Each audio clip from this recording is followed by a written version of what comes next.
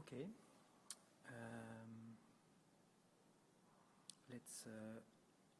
Let's start. Yes. So hi everyone. I'm David Pichardi. I'm working at Meta on the INFER static analysis platform. And today we will talk about IR, and especially a new IR that has been added recently, last year. It's an ongoing work, but I hope you will enjoy and learn what is going on and learn also how the INFER IR looks like. So INFER is a static analysis platform with many front ends and many client analysis, but only one IR, which is really nice in terms of engineering architecture. So yes, many front ends, Java Kotlin because of Java bytecode, C++, Objective-C using Clang, but also Erlang. We have a front end that has been added recently, and also from external contributor, we have a C# front end, and we are still adding new front ends these days. And you will see the core IR is almost the same than at the beginning of the INFER project more than 10 years ago. And we have more and more client analysis, null pointer dereference, memory safety, cost analysis, data races. So the INFER IR is named SIL for Small Foot Intermediate Language. It's really a key component of this multi-language platform. Very compact. It's quite impressive. The first time you look at this IR, you see only about 4 instructions. Okay, that's small. And it's quite a long story. It's still there after 10 years. But if you compare with other projects, which are also multi-language, like LLVM, I will say this is not the same level of engineering. So we are less equipped than LLVM. And so this work is part of a long-term discussion around renovating the INFER IR. And today we will basically try to make it a bit more textual, like LLVM is. In LLVM, you can write your LLVM program by hand and play with that. And this was the beginning of the textual project. So, of course, if you have ideas, suggestions around renovating the IR, it's a good time. This talk is about that. Okay, so this textual IR, you can see it as a kind of clone of SIL, but easy to write by hand. And because we want it to be easy to write by hand, we want to remove as much redundancy as possible, because by hand you don't want to repeat yourself all the time. So the wish is that you will never give the same information twice. Especially some type information. If you have already explained that this has the type blah, then you don't want to repeat it over and over. And if possible, we would like the toolchain to infer the informations if they can be inferred. So our main current usage is that currently we are adding new front ends to textual, to INFER. And some of them are not already in the OCaml ecosystem. So, and then it's a bit difficult to make communication between another ecosystem and the OCaml code, INFER code. So that's why it was quite useful to have a textual intermediate step. And probably later we will have also a binary version of this textual representation, as LLVM did in the past. So first, we want to ease the addition of new front ends, because, I mean, so as you know, Infer is an industrial static analyzer. There is an increasing needs for more and more languages for the platform. So it's really important to be able to develop new front ends fast. But also, we think it could be useful to use this new representation when you want to test your new static analysis. And sometimes you don't want to test them directly with a Java program or a C++ program. You want directly write a core small SIL program that will exactly exercise the part of the static analysis that you care. So now we will be able to do that with Textual. And the last motivation is writing models. So in Infer, at some point, we stop the analysis on some API because we don't want to analyze some API. Maybe we don't have them. Maybe they are too clever for us. Or maybe we don't want to reanalyze every time something that is there forever. So for this kind of API, we will write what we call a model, which is, I think about a model like directly the abstract transfer function of this API. And to write such a model, there are several ways. You can directly program inside OCaml your transfer function, but it's quite an adventure. And we could also try to write programs. And to write programs, we can use one of the front-end language, but also the new textual representation. So these are the three main motivations. But again, the more mature one is adding front-end, and we are currently working on that. So the textual abstract syntax, well, it fits almost in one slide of OCaml type definition, which is nice. And we try, as you see, to have a kind of consistent idiomatic pattern.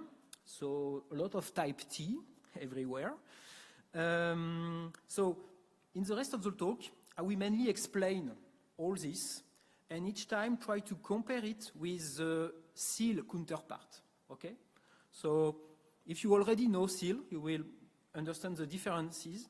If you don't know SIL yet, you will learn. Okay, and before explaining examples, so this is my first textual program, factorial, as usual in computer science. So it is inspired by the Java program on the right. And okay, what can we see? Well, we define a function. It has a parameter, it has a return type. We declare some local variable. And it is a CFG, so of blocks. The blocks have names. And we jump to blocks by a jump function. And for the moment, that's it. And we can, at the end, you see that we return a value. Okay? This was your first textual program. Let's have another one, a bit more object-oriented. So this is a linked list in Java. And it could be defined in textual a bit like that on the left. So what is interesting there, I don't know if I have a pointer. Okay. I have an allocation. N0 receive a SIL allocate of node. So we are allocating a node. And we do some load, store, and we have examples of field. N2.list.head is a field. Okay, let's continue, and we will come back to this example later. Okay, the first part that I want to present is the expression language. So on the right, you have the SIL expressions plus the SIL instructions that correspond to call. You will understand why. And on the left, you have the textual expressions. So what is new, what is same? So we have the same notion of logical and program variables, which is something very, at the core of the SIL, the Infer IR. So a logical variable, you cannot take its address, and a program variable, you only manipulate it through its address, okay? So we did not change that, and so no novelties here. What is new is that you don't want to give all these type informations every time. So on the right, sorry, you see that in SIL, you need to give type informations that are not there anymore. We will catch them through the declarations that you will give later in the program, but we don't want to write them again and again. And now calls, they can be directly inside an expression instead of being an instruction at the top level.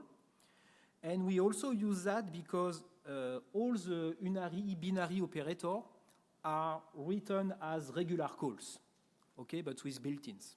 So we shrink a bit, even more, the language like that. And a type can be an expression, but only in very specific places.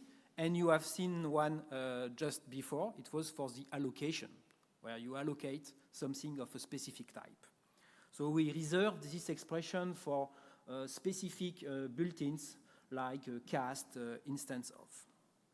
Okay? So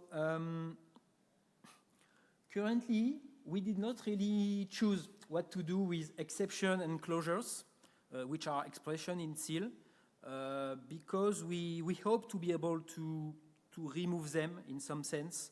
For example, exception, if we could try to just be able to throw an exception, and so we don't need an intermediate expression for that.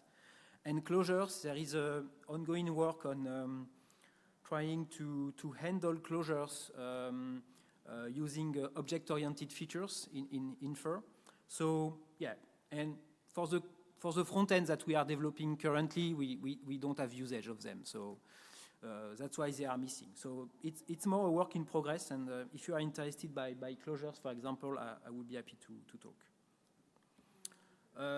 So yes, here you have the factorial example. So you see that we have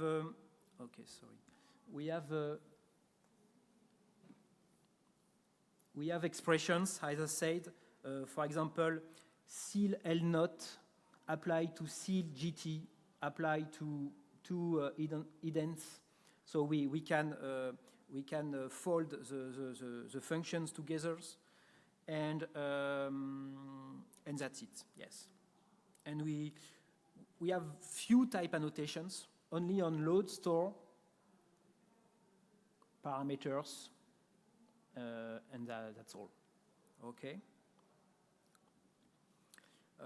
And on this one, yes, the linked list, it was a situation where you can see the allocate built-in, where we give a type as an argument. Okay. So next, the instructions. So I will not talk about metadatas here, but if you forget metadatas, we have only 4 instructions in Infer, and also 4 instructions in textual. The main change is that so we still need type annotations for load and store, but this time the call is more general. There is no, so call can be an expression now, as I said, and there is directly a let instruction. So you can bind any logical variable to any expression. We will have to remove that later when we will transform textual to Infer IR, but we found that very convenient for front-end writers, and it's quite natural to be able to do that. And once you have instructions, well, you have to put these instructions in nodes. It's a block with a label, and your blocks, they form a CFG in your program description, proc desk. And each proc desk has a signature, a program declaration that is given only once.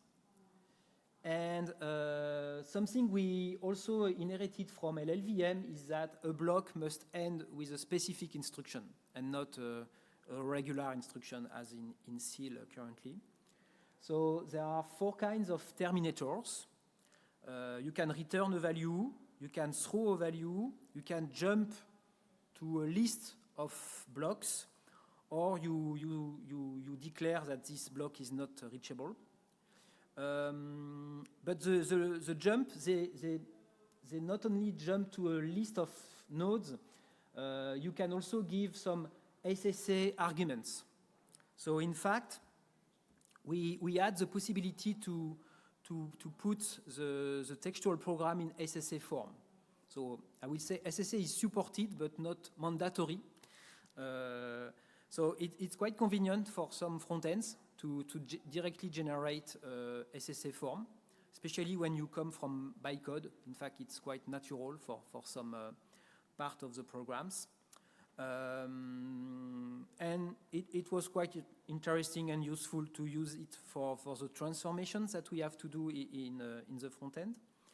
But if you don't like SSA or don't know what SSA is, just imagine that when you will use textual yourself, this list of arguments will always be empty.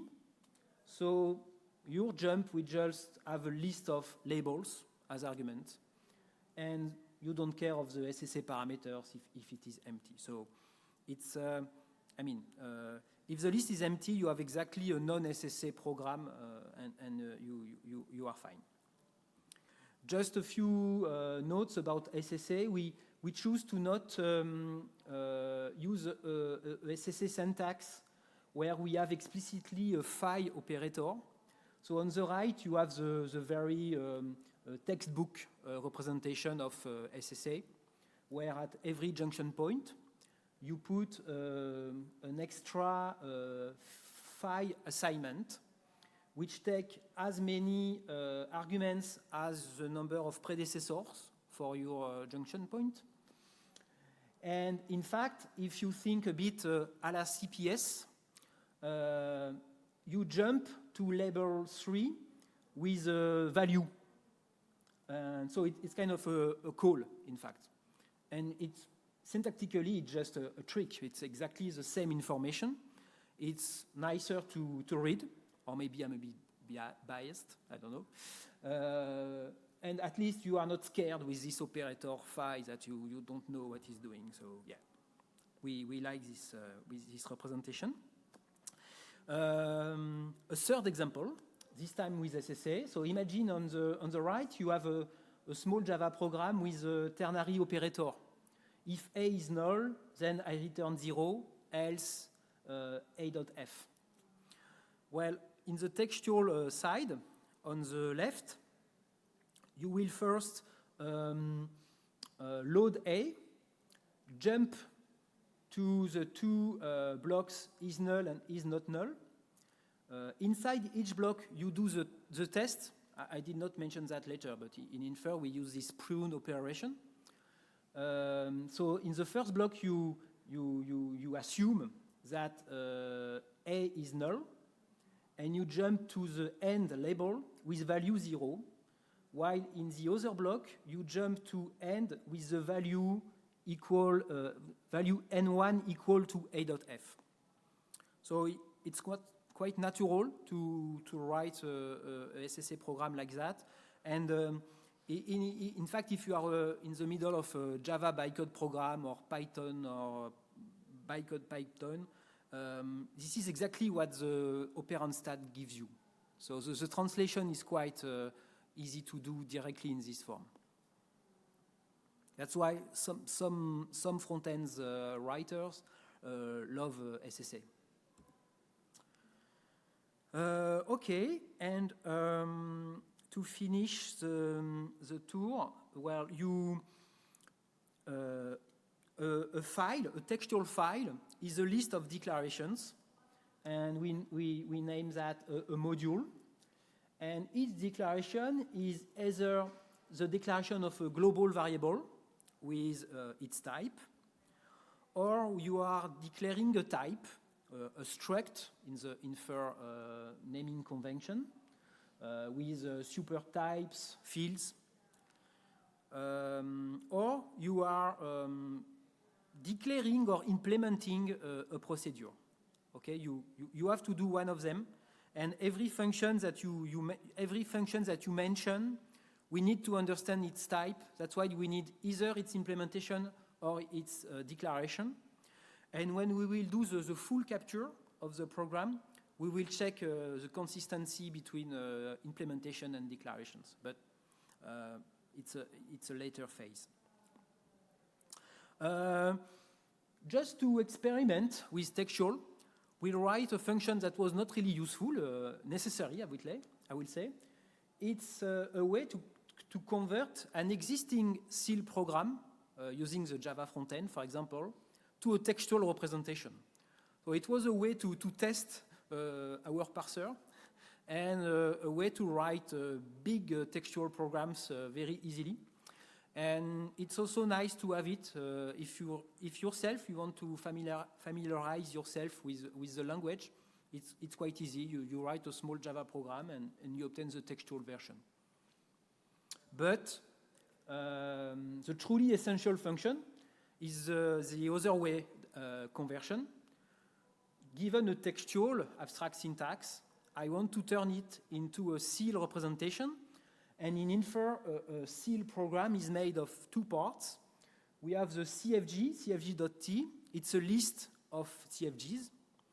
And we have the tenv, which is the type environment in Infer.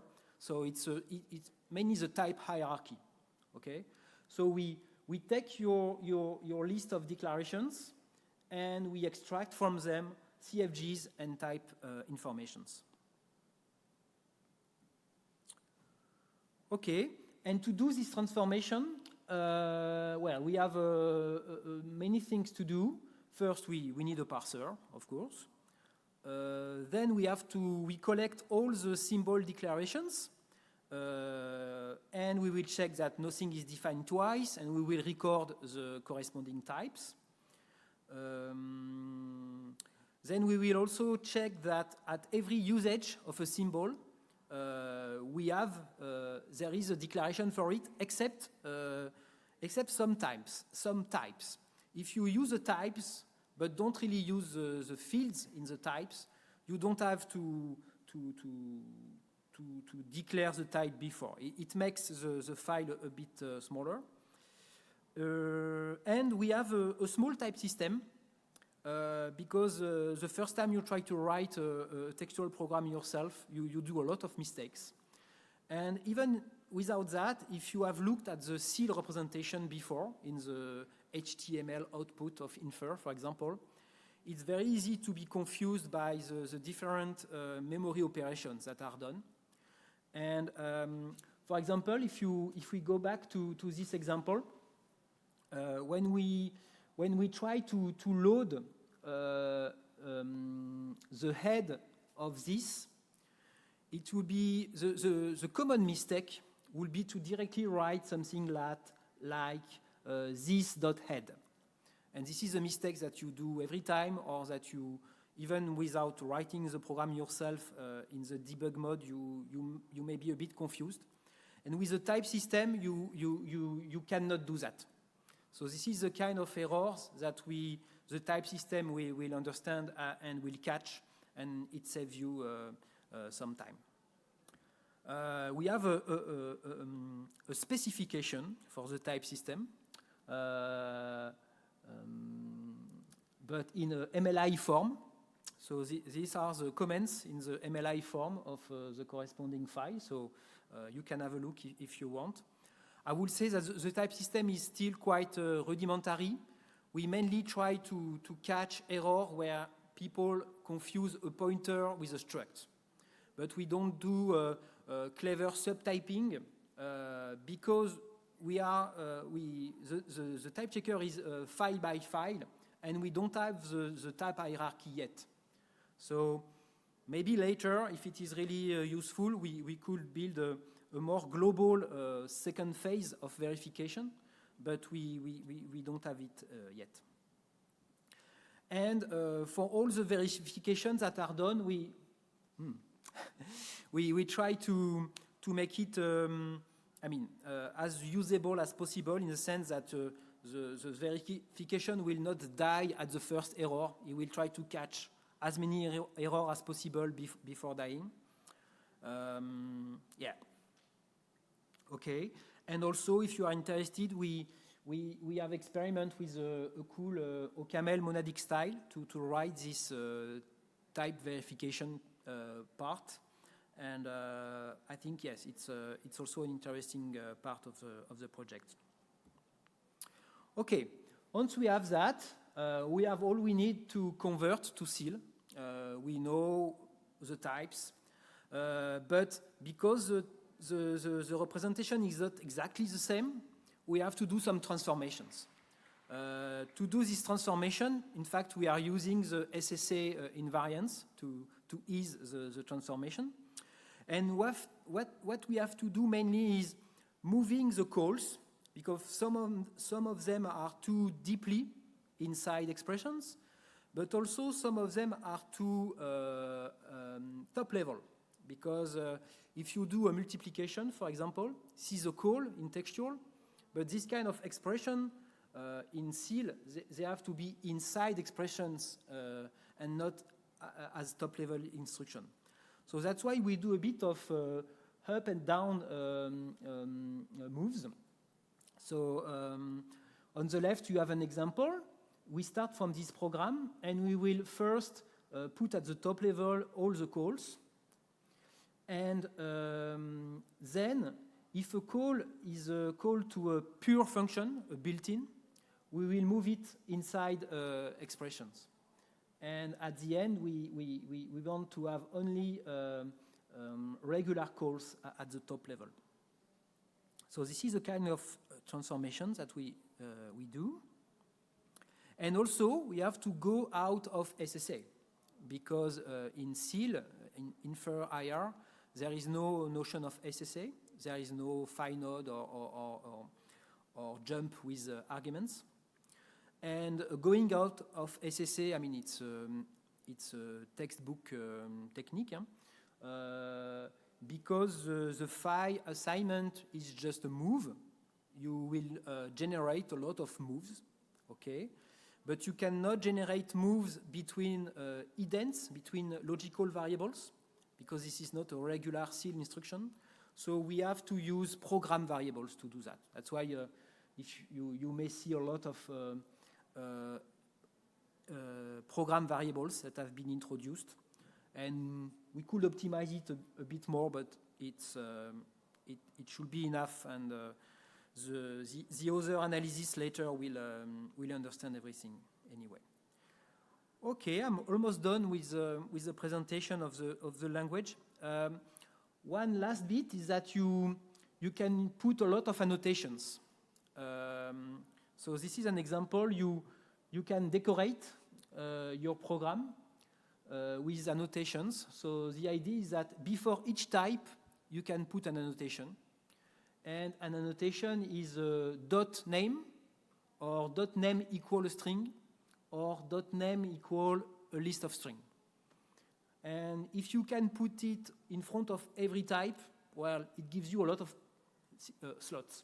Okay, and this example doesn't mean anything, but it's just a way to show you that you can put a lot of information like that, and it's quite useful when you write a front end, because you want to transmit some metadata specific to your language.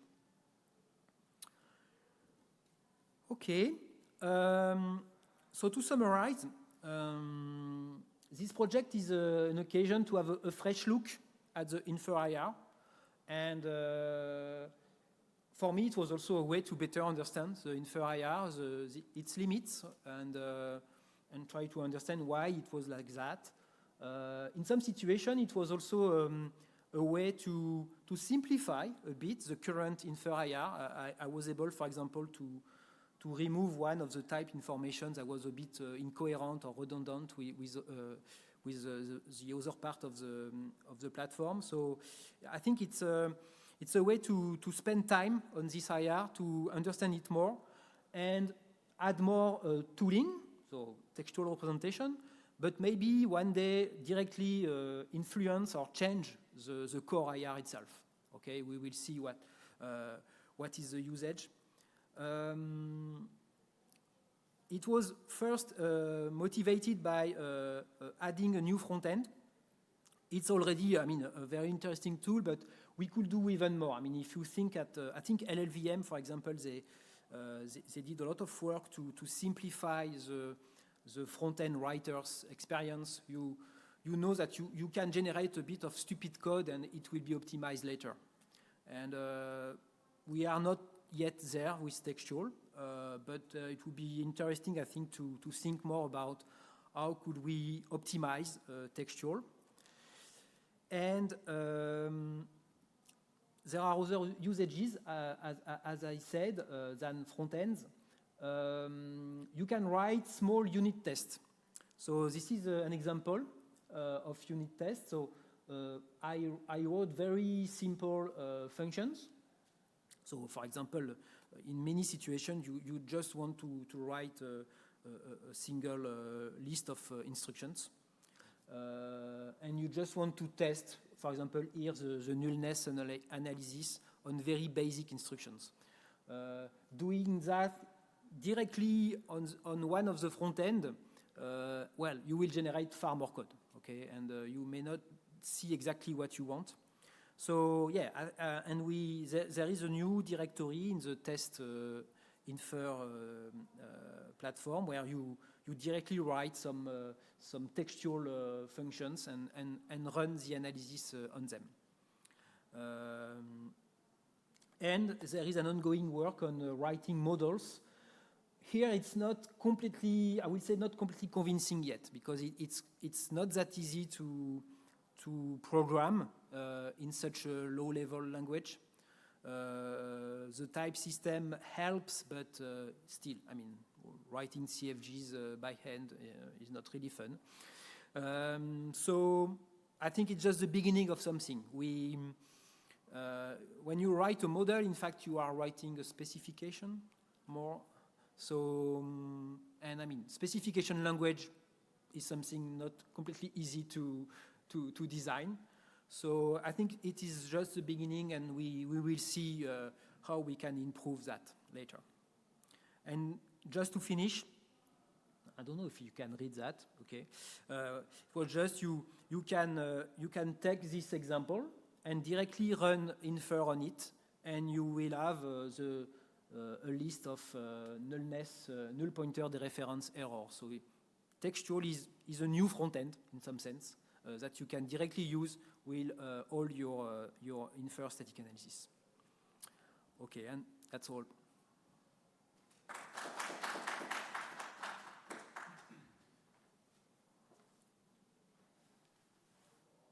Yeah, so thank you for the talk, David.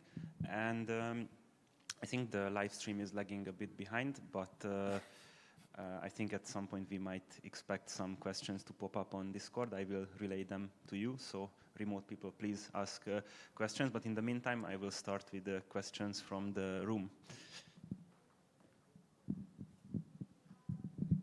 Thank you for the talk. I just wondered, how did people manage without this before? Without what? Without textual. I mean, how did people debug what they got out of the front ends, for instance? Yeah, it's you directly write your source program to test your analysis, but it's sometimes impressive how much verbose the front end is. So and then you are in the middle of a long debug session.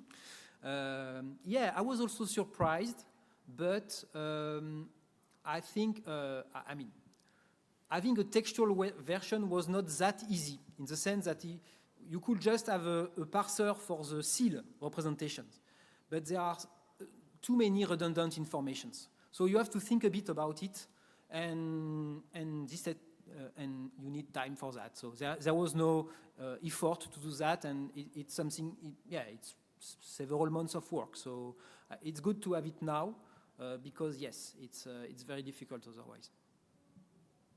I have another question, if that's okay. Sure. Okay.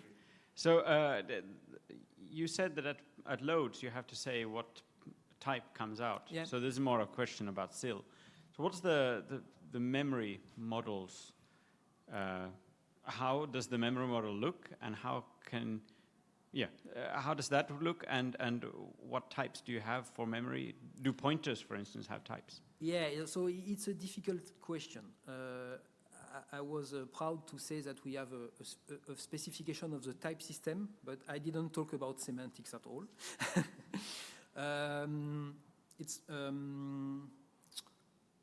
I have a semantics in mind. It is mainly based with my own experience with one of the analysis that is used in Infer, currently pulse analysis. And in pulse, the model is very, very intuitive. You will allocate structs. Structs have fields with types, and I could give. I think I could give a semantics and a memory model à la CompCert very easily.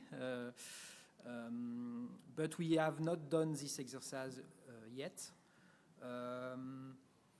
And I must say that this kind of type information, I'm not completely convinced that they are really necessary, in fact. And I did not mention that, but we are more and more interested in writing front ends for dynamic languages.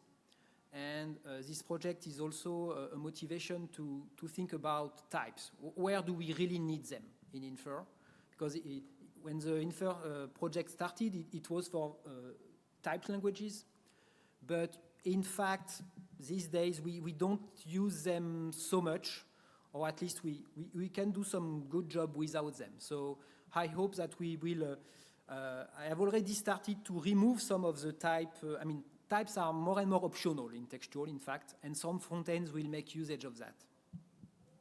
So yeah. It was interesting also because I noticed that LLVM has now chosen that all pointer types are opaque. They're of one type, which is another way of going with typing of memory. Yeah. I think it seems extreme to me. But. Yeah, it's quite extreme. Yes, it's very low levels, and I'm not sure but my current feeling is that we especially the pulse analysis that we use for under approximation, it doesn't use so much types.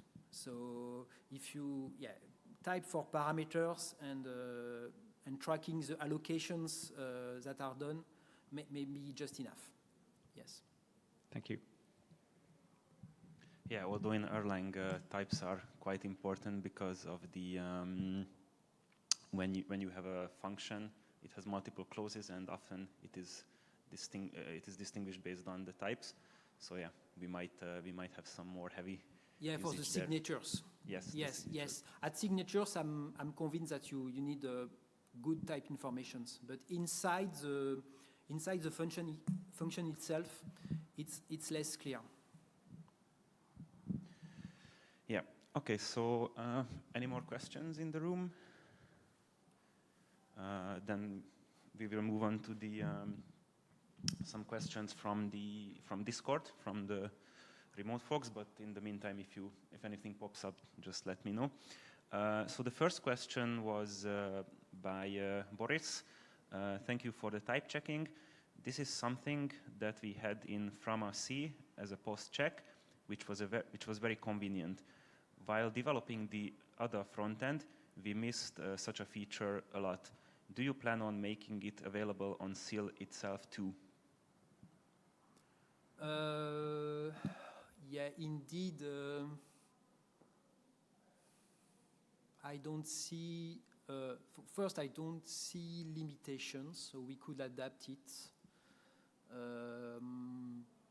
We could also just transform your SIL representation into textual and type check it.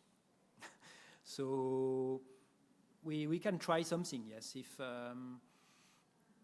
if you are interested, yes, Boris, we could have a look because and the type verification is quite small. Again, it's not a full type verification in the sense that you, if A inherits from B, we will not take that into account. We don't want to mess up the pointers and the structs. But so we may want also to do more type verifications than what we are doing currently. But yeah, I understand your need. We can think about that. Thank you. I think Boris will hear this maybe 20 seconds later because there's a bit of a lag. Yeah. If there's a follow-up question, I can also relay that. In the meantime, there's another question by Jules, which says, SIL is quite expressive, but the SIL produced by Infer frontends doesn't use all of SIL's power. And could Textual help define the fragment of SIL that frontends actually emit, and so the fragment of SIL that analyzers should care about? Yeah, we have a bit starting that in the sense that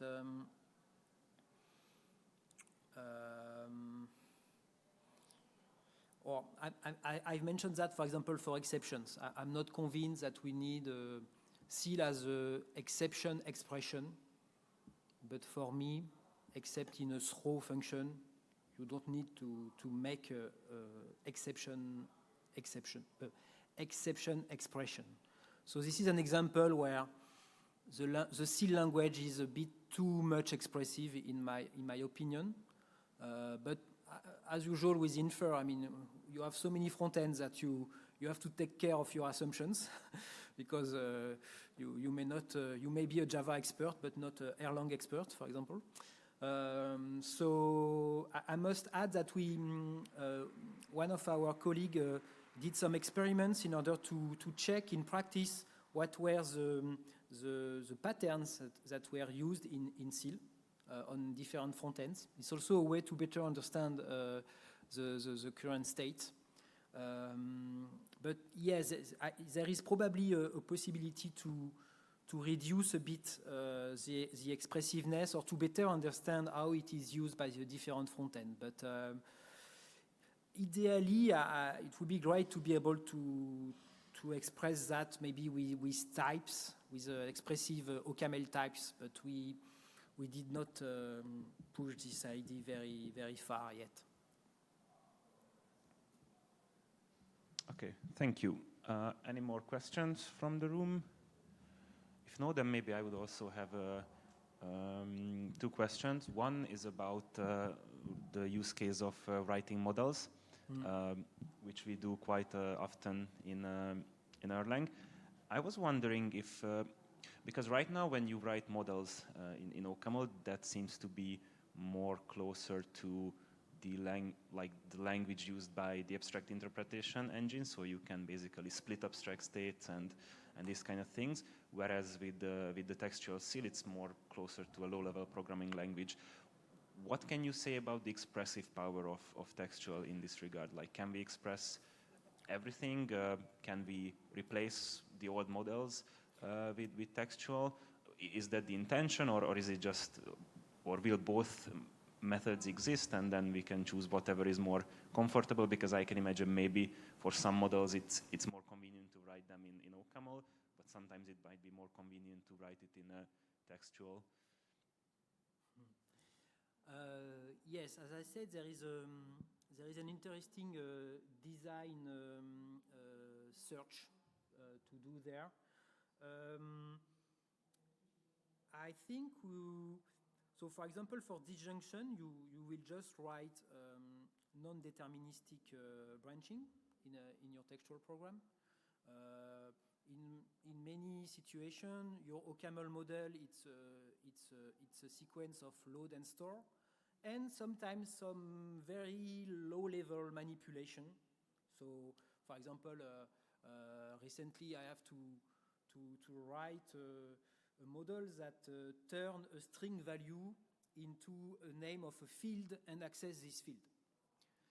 and which is a bit scary, but in fact it is exactly what a reflective language does. I mean, when you manipulate, when you do reflective programming, you are exactly doing that. So my current intuition is that we could use OCaml model only to program a reflective API, very short API, and use them in the textual programming language. So a bit a mix of programming and well-designed reflective API could be interesting. Yeah, just to explore this direction. But we need, I think, a bit more time working on models and really understand what is the most convenient way to handle them. Oh, thank you. I think now it's time soon to move on to the remote presentation by Boris, but thank you again. Thank you.